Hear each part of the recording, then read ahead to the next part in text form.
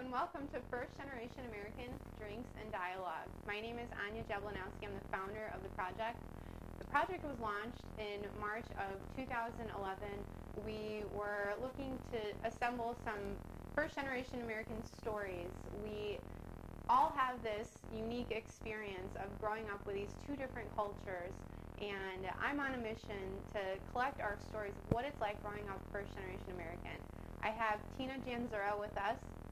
Hi. She is the Director of External Communications for Burnett. Tina, welcome. Thank you for having me.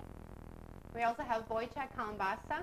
He's a managing partner of LCP 360, which is a Google trusted agency for 360 virtual tours.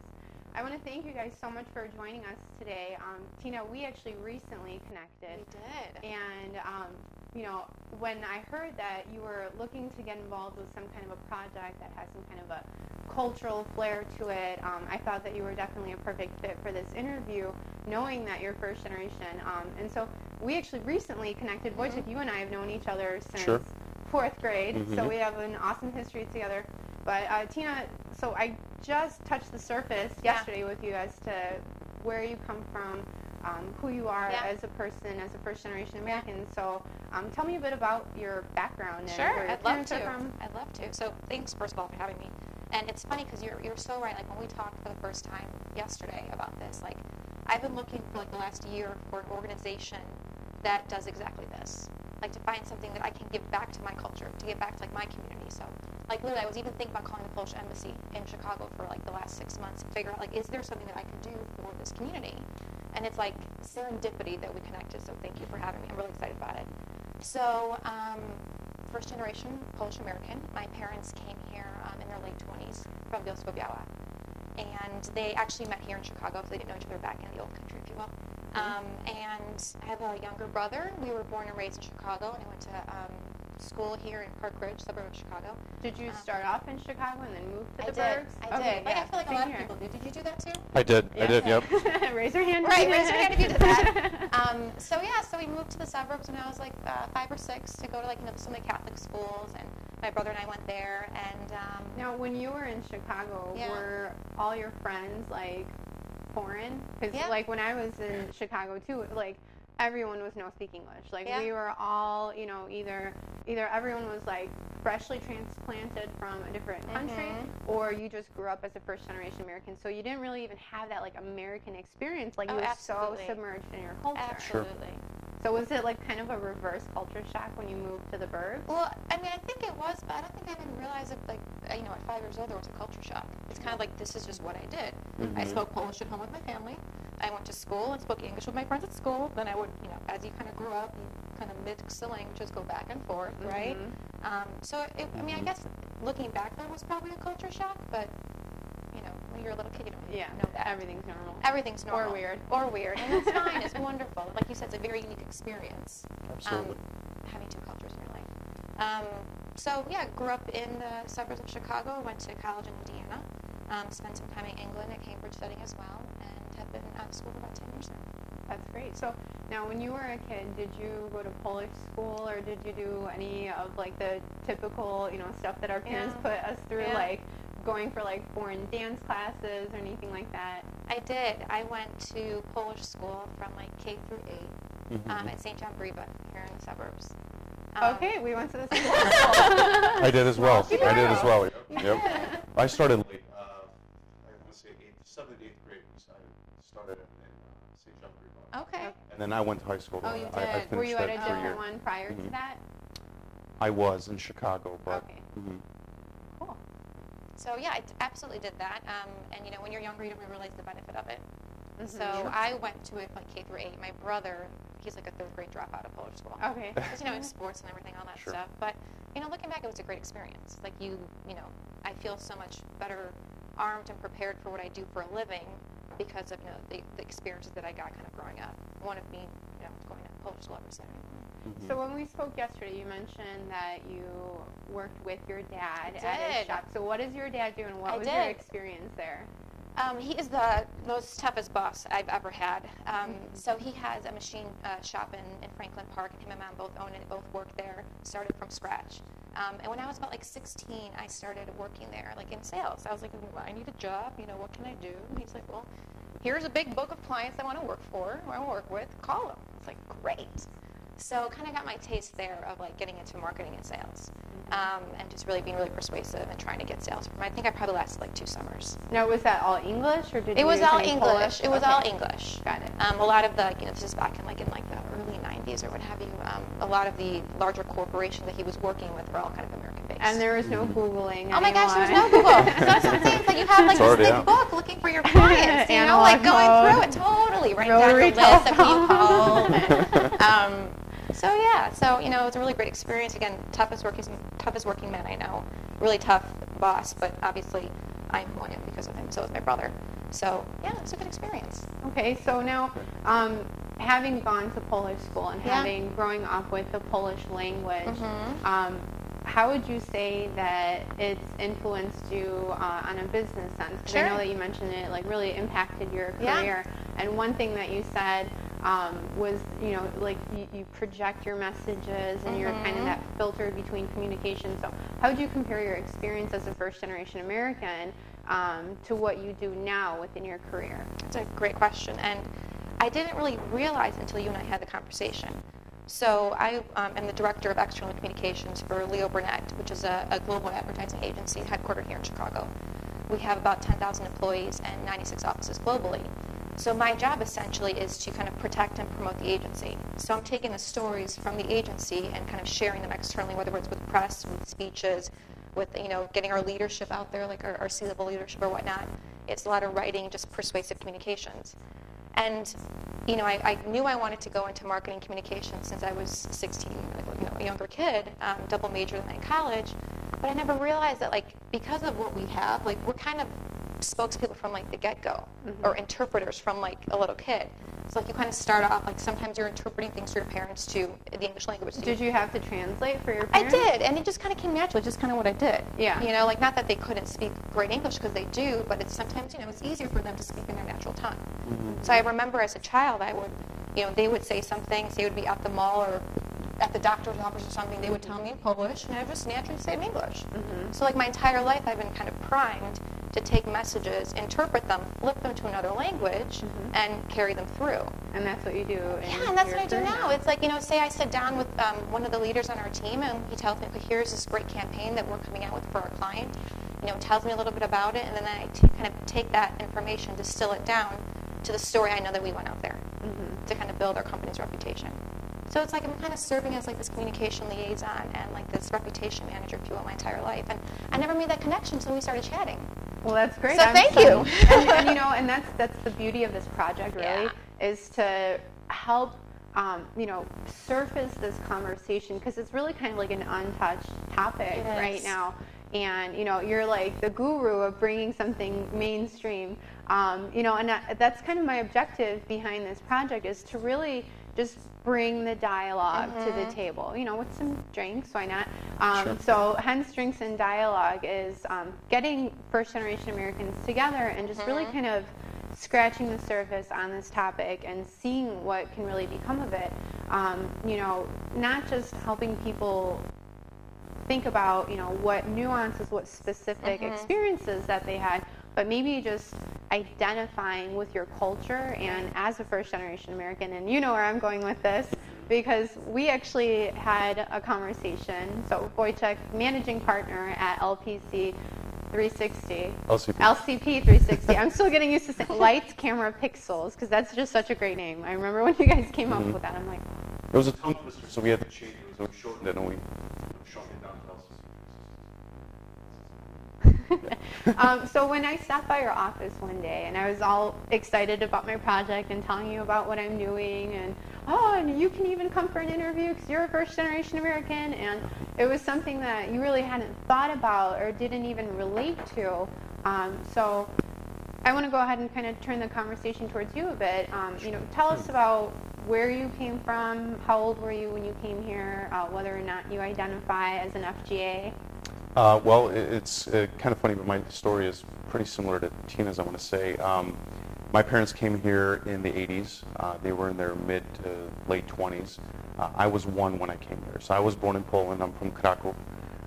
And I moved to Chicago when I was 1. And so I came here with my older brother and grew up in Chicago. Just your older brother. You guys, well, like 1 and 3-year-old kids just came by. No, it was actually my dad came here first, without the intention of actually staying here. He came here because his brother was here, and he was gonna work and save up money and then go back to Poland. So we came from I want to say like a middle class family in Poland. We were set. My grandma was a doctor out there, so we had a ton of family out there. So life could have been okay out there. The way my parents explained it to me is that they came here for us because for them they were already set. They thought that they would be okay out there, living out there, but they didn't see a future for us. So that's when they decided that they were going to stay here in Chicago. So the original plan, stay here for a couple of years, go back to Poland, and it ended up we stayed here. So I grew up in Chicago, lived there till I was in about 4th grade, and then 4th grade moved to the suburbs. And lived in Park Ridge for a while throughout my high school years, then went to DePaul, graduated from DePaul, and I still live in Park Ridge, and here I am. Well, going back to your school experience. So, Tina, you mentioned the phrase Polish school dropout. Right, not me, my brother. Your brother. So, well, and I can go ahead. Well, technically, since we both stopped at 8th grade, yeah, we are. There's the few that stay strong and make it throughout. Yeah. So, part of the conversation that we had yesterday, you were mentioning that it was like such an integral part of relating and identifying as a first-generation American, but more so, especially as a Polish American or as a Polish person. And so you said that you really didn't relate as a first-generation American because you were so, just deeply involved within your culture. You were always speaking Polish. You went to Polish school on Saturdays throughout the end of high school. So 2 things that I'm curious about, tell me a little bit more about how you identified, whether it was more on the Polish side or on the English side, and then also how Polish school played into that. Sure. Well, first when you came to us, or came to LCC with this idea and told me for the first time, I didn't consider myself a first-generation American. And that's, I guess it's because when I think first-generation American, I think someone that was born here, had foreign parents or came from a foreign country, but they were born here and grew up here their whole life. And you said English was their first language. And English was their first language, yes. So to me, I was born in Poland. Now, even though I came here when I was really young, my first language and my first culture that I learned about was Polish. And I would spend my summers in Poland almost every single summer. Our parents would send us out there. So I did go to school here, but again, in Chicago, they put us in like these Polish classes where you were surrounded by only Polish people. And it was kind of weird. Chicago Public School had a 2nd and 3rd grade class merged together, taught by a Polish teacher, and she spoke Polish half the time and English half the time. Wow, and we were all Polish. It was, I don't hear about those now, so I don't know if that was like a pilot program. But I spent my, kindergarten through 3rd grade, I spent in like this Polish school almost, but it was a regular Chicago public school. So maybe that kind of played into it. I was just completely submerged in Polish culture all the time. And then not until I moved to Park Ridge where, I got through into this, like, here's this just American culture, just totally different world. So when you came, so we went to the same grammar school, and I know for sure I didn't have like a half and half Polish English class. We saved the Polish for Saturdays. But I do remember you mentioning that you did have like a class like ESL, English as a second language, but that really wasn't around, in the early 90s. 4th grade, it was 1994 for us. So what class was it, and how did you feel about taking a separate class from your American friends? Sure. And we talked about this, I think, previously. I can't remember what it was called. I think it was called Resource. Resource, which was like the general class, that you just took if you needed assistance Extra with. help, sure. Yeah. Well, English was never my, I guess, strong part. And so I want to say during English classes, they would send us to resource where they would just, teach us one-on-one, reading, I guess writing, things like that. Did I feel different or embarrassed about it? No, not really. I mean, I think about it now. It was just something that I guess I was chosen to do, and I went to. I mean, I don't think it didn't have like this negative connotation to it. I didn't feel that I was being pulled out aside, but I always knew that English was definitely something I needed help with, and I was okay with it. Okay. So, but it definitely English as a second language now, how they call it, it wasn't around. That wasn't definitely not the case. So I went from two extremes. One where it was like Chicago Public School, dedicated Polish class to these Polish kids, and then to Park Ridge where, maybe I was like one of 500 that didn't speak English. Right. And then, so of course, on Saturdays, there's Polish school. And then you actually stuck it out all throughout high school. I did, yep. Okay. That's pretty amazing, because like I remember the days where, I mean, like, first of all, I always lamented over the fact that like I missed out on so many sleepovers, right? Yeah. I'm sure you can relate, unless it's like a family party at like a cousin's house where you're not even related but they're your cousin. We have like millions of uncles, right? But so every Friday night my friends would have these sleepovers. I'm like, I have Polish school, I have to learn a poem. Like, you can't wait for the day to get out of it. And like, something that you mentioned is that like you had a great value to it, and you mentioned that as well, Tina. So tell me, what value did you get out of sticking through it all throughout high school? Sure. And then did it influence your career at all? Definitely. I think the most important part was that I was constantly around people that spoke Polish, so I was almost forced to speak Polish. And you and I talked about this before. I know a story about a Polish person that came here when they were in their mid-20s and weren't surrounded by any Polish people for at least 10 years. And 10 years later, completely forgets the language, doesn't know how to speak it now, understands it, but won't speak a word of it. So Polish school was more of just like this, ongoing practice of speaking Polish and just keeping up with your, words or dialect or writing. I can't say that, yes, I know a ton of more Polish history now because I went to high school, but it was more of just, 3 hours of just solid Polish speaking. So I spoke Polish at home, and then I would have that 3 hours of just speaking Polish with other people than just my mom and my brothers. So I think that definitely helped, keep that language alive for me.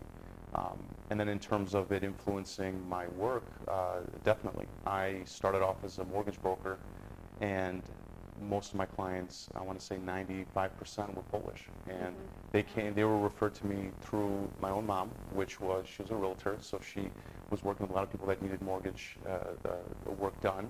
And so they would come to me, and she would refer me. So if I think about it now, if I didn't speak Polish, even though she referred me, they would probably give me a chance, but I wouldn't be able to communicate with these people because they only spoke Polish as well. So it definitely helped me, and I'm happy that I did go to Polish school. I'm happy that I continued speaking Polish and kept up with it. So now, do I recall correctly, did you have some kind of advertisement in the Yellow Pages a few years ago? I did. Well, okay, so this was a few years ago, back when Golota was still big. Okay, yeah. And for anyone that doesn't know who or what a Golota is, Andrzej Golota was our sort of pride and joy here in Chicago. He was a boxer, and back in the day, he was very good, and the Polish people really liked him, and those were the years when he was still fighting. I had an opportunity to put an ad in the Polish Yellow Pages. And so I was thinking about a clever way to kind of relate myself, my business, with the Polish community. And this is just about the time when he had his fight. And so I came up with this idea: I'm going to have a boxer in the ring fighting like an interest rate, like a mortgage interest rate. And the caption was, "Wywalczę najlepszą ratę." Like, I'll fight for you to give you the best rate. And it's funny, and that was probably about 7-8 years ago. And do you still get phone calls? To this day, people still call me. Yep. That's great. And people hold on to their Yellow Pages, I guess, and they still call me. And they're like asking me if I still work for Harris Bank, because that's when I still work for Harris. And it's kind of funny that it still kind of comes around. So it's still out there. That's really clever. Give me a good job in advertising. Thank you. You know who to call. You know who to call. All right, great. Well, I think we're off to a great start with our Drinks and Dialogue here. We're going to go to a quick commercial break. So do come back in just a moment, and thank you again for tuning in.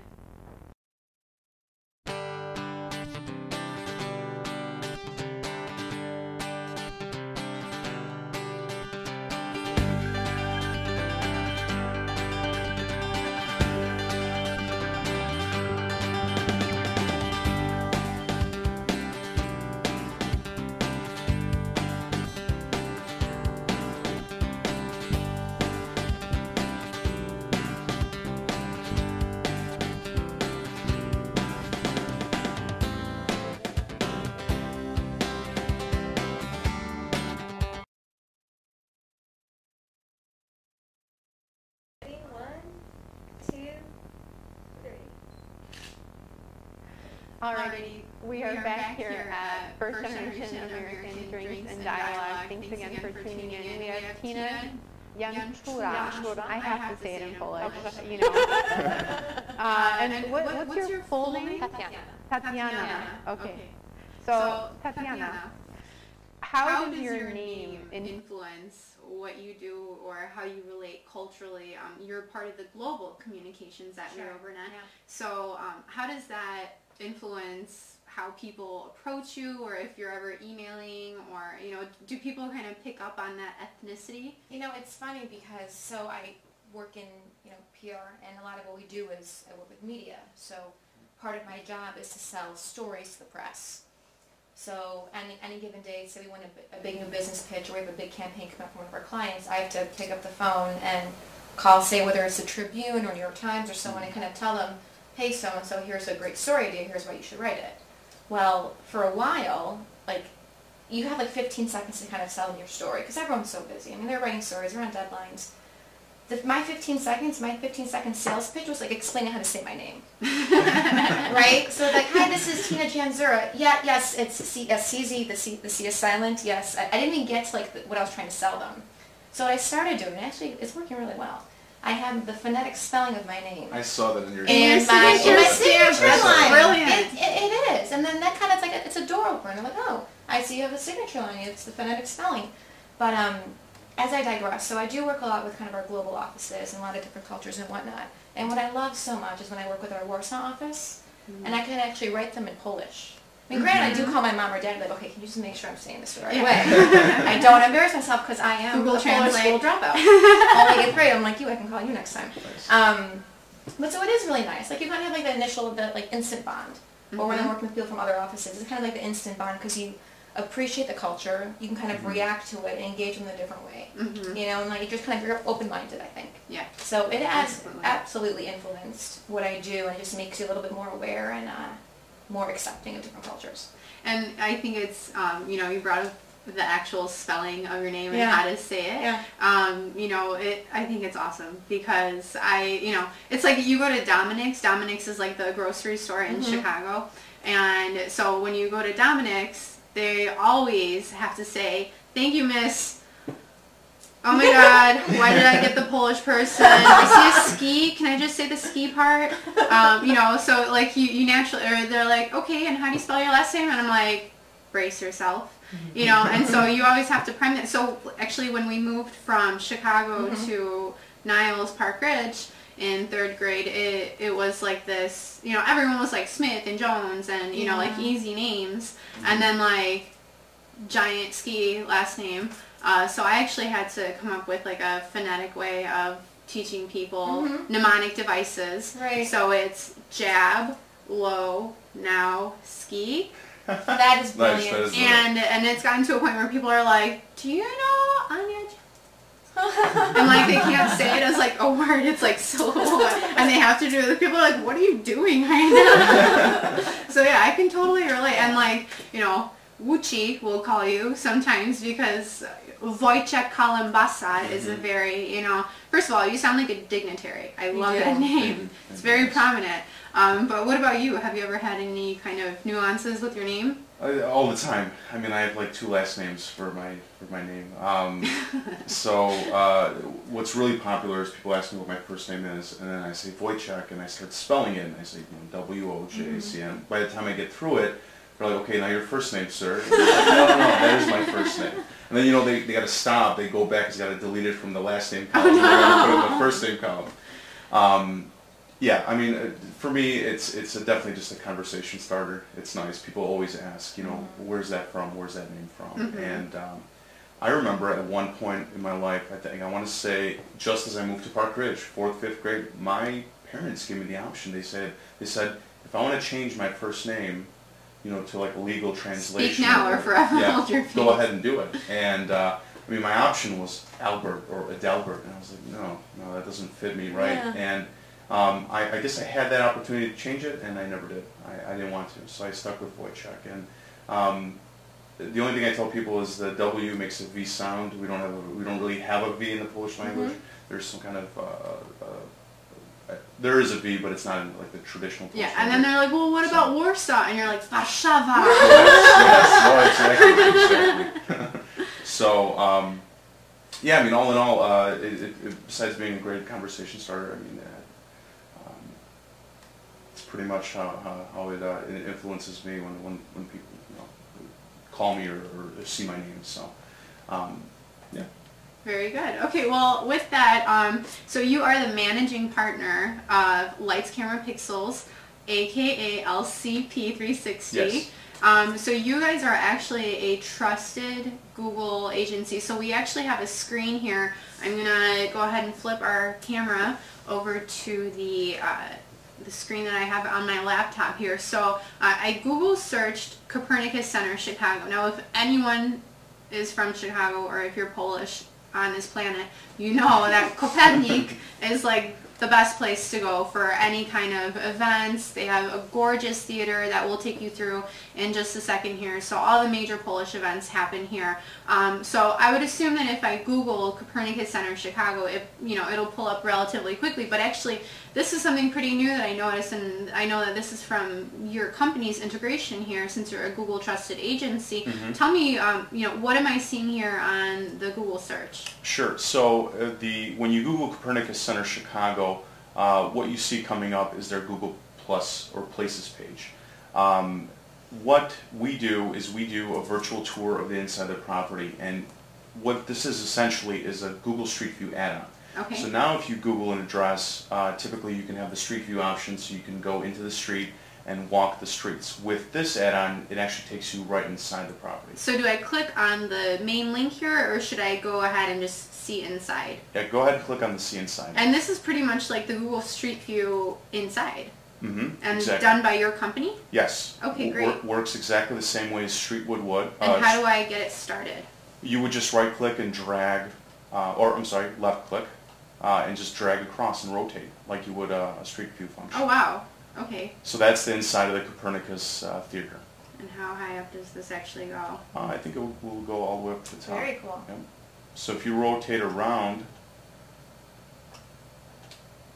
And this is a little different cursing because I'm using a laptop. You could see if you can use the arrows. I think they give you the arrow option. You can rotate. Oh yeah, there you go. Oh, now I'm outside because I clicked the other arrow. Yeah, so if you click forward or click on the ground, you see that little circle that follows your arrow. Oh, that's great. Hold on, let's go outside. There you go. Click on that. That's so neat. And then, so I'm actually, so with First Generation Drinks and Dialogue, we actually have live events. And so I'm always looking for venues to be teamed up with, and we host like major events anywhere from 20 to 200 people. So this is actually ideal for me as an event coordinator. I'm looking through this and I'm already thinking, yeah, this would be helpful, like as I'm scouting different places. Sure. So this is great. You guys did a wonderful job here. What other locations do you have? I mean, we focus on anything from small to large businesses. We do a lot of restaurants, a lot of banquet halls. We've been doing a lot more hotel work as well. what you just pulled up now is it's actually a custom tour. And then one thing I will say about the Google photo program is that not only does the virtual tour give your clients the ability to see inside your property, but it also increases your rankings on Google search. So if someone is looking for you specifically and you have a Google Plus page and you have a Google tour, you will show up on the right side where you normally see ads. So it is a nice add-on to have, and it's important for small businesses, especially if they want to have a higher presence on the internet. Now this is such a seamless tour. I mean, I can literally go all the way up, all the way down. I'm getting a full walkthrough of this entire venue. So here we're walking into one of the restaurants. This is pretty great. So how does the technology actually work? Like, do you use a video camera? What are you using to implement this? These are 36 still photos, bracketed images, so you get a high, mid, low exposure, blended, so it gives you this high quality spherical image. And then the spherical images is put into our LCP viewer, and which allows the viewer to sort of walk through and use things such as these hotspots or drop-down menus to navigate throughout the tour. So what you're looking at here is this is the Hilton Chicago on Michigan Avenue, and we did a full-blown walkthrough of their lobby. Gosh, that's beautiful. Now I know why these rooms are so expensive. I've never been in the presidential suite. So can you actually like take one of these and like Photoshop me in here so I could like tell people I stayed here? Sure. Yeah. If you click on the Wow. If you go back to rooms and suites, they have there's one more that's really impressive. Is the Conrad? Is it the Governor's suite? The Conrad suite. So Conrad Hilton is the man behind Hilton, and this is the suite named after him. So this is his room. Yep, this is his room. And if you click on click on those arrows right there on the left side, those will take you into the sort of like the rec room, and there's Conrad himself. Above the fireplace. Wow, this is a beautiful suite. Yeah, if you double click it, it goes into full screens. Yeah, I like that. That's great. Such a brilliant idea for like the hospitality space. Definitely, they love. I mean, the biggest. There's a downstairs in Conrad. There is. That's convenient. Of course. 2-story suite. I had no idea, and so I mean, even just from like sheer entertainment value for me to just look at all these like bucket list hotel rooms to stay at, this is so fun just to play with and really get this virtual tour. So other than hotels, what other types of businesses do you tend to? Well, the hospitality industry is very big. We do a lot of commercial real estate. So we do a lot of commercial office space for companies such as Jones Lang LaSalle, Cushman Wakefield, East Still out of New York. The nice thing is that we do manage a photographer database of over 400 that are across the nation. So we're able to shoot in any state and we do cover the U.S. and Canada. So what LCP does here, the headquarters here in Rosemont, Illinois, is we do all the processing and production. So we subcontract the work out to photographers, they provide us with the images, and then our production team puts the tours together. Okay, and so if anyone's looking for you online or just wants to connect with you, how can they find you? They can go to our website, which is www.lcp360.com. lcp360.com, great. And then are you guys on Facebook? We're on Facebook, Twitter, and LinkedIn. So. Great. And then now, Tina, I know that you're huge into social media, like you live and breathe PR, so tell me how people can connect with you. Sure. So you can find me on Facebook, facebook.com/Tina Janczura, or on Twitter at Tina Janczura, or you can follow Leo Burnett at Leo Burnett. Okay, wonderful. And actually, I was, my cousin is looking for internships right now, so I'm like, wow, maybe we'll look at Leo Burnett. So I clicked on the contact page, and you are the media contact for, how many employees did you say, over 10,000? We have, 10,000 globally, we have 2,000 in Chicago. So between having the director of external communications and a managing partner of Lights, Camera, Pixels, LCP 360, I'm just very honored to have you here today. I really appreciate you guys sharing your stories, telling us about where you come from and who you are as a first-generation American. So thank you so much for joining us. This is our inaugural First Generation American Drinks and Dialogue session on camera. For anyone that wants to join us in the future, we're always welcoming guests to join the show. You can contact me at firstgenerationamericanproject@gmail.com. You can also find us on Facebook at facebook.com/firstgenerationamerican. We're always looking to connect with first generation Americans of all cultures. So it doesn't matter where your parents are from, we want to connect with people from all over the globe. And if you were born here and your parents came from outside of the U.S., or if you came here at the age of 10 or younger, survey says that that's considered first generation American.